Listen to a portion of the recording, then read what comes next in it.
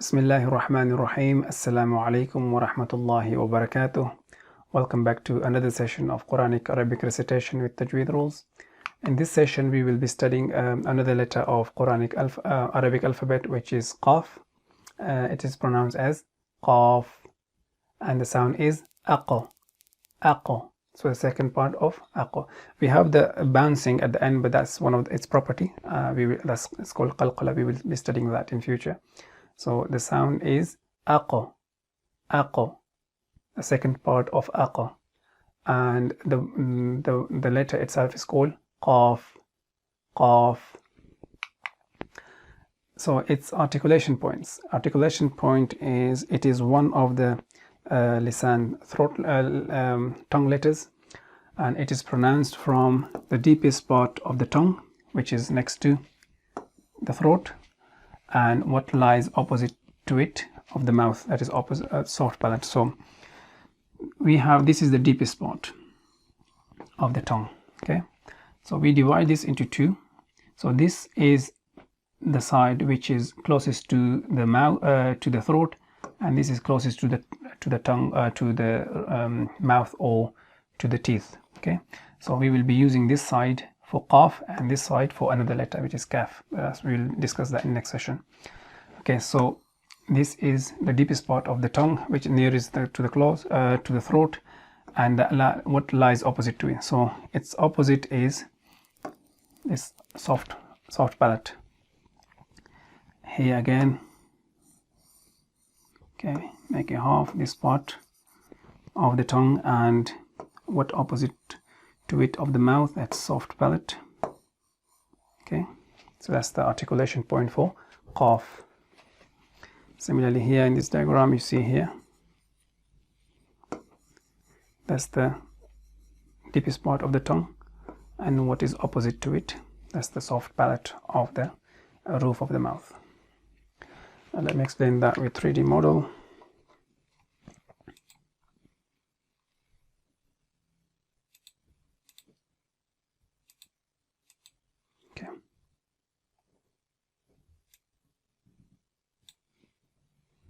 Okay, in 3D model, you can see that.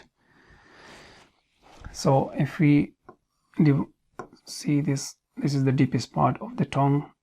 We divide it into half, and this is this part which is closest to the throat.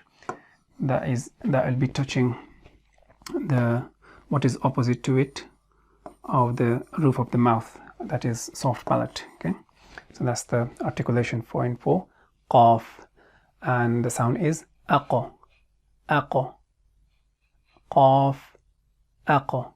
Okay,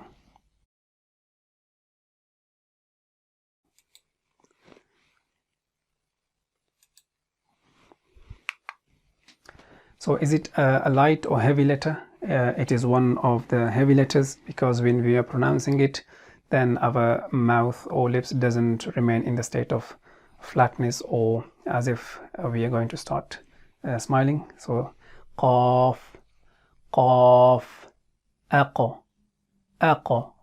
Okay, is it a connector or non-connector? It is one of the connectors, because of its connecting forms, and which fulfills the condition of a connector. Because if it's written in the beginning of a word, then you can connect other letters with it after it. If it is written in the middle, you can connect other letters with it before or after it. And if it is written at the end of a letter or of a word, then you can connect other letters with it before it. Okay, which fulfills the condition of a connector. Okay, how to write it? Okay, it is written like backward E, whose tail extends and below the line. So it's similar to 5, but with 5 stayed on the line, but Qaaf, the second part, under the line. The tail is under the line, so we can write it like this. Sorry, don't touch this. Okay, 2 dots. And with 5 we had 1 dot. With Qaaf we have 2 dots above it. And other forms can be written like this. Okay, it's the beginning of a word, middle of a word, end of a word. Okay, so you can connect them because these are connectors. Okay, write it down here.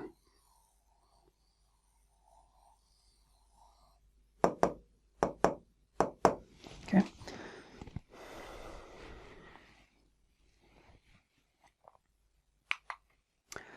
What is the English equivalent? It does not exist because we don't use those muscles in English, so it does not exist there.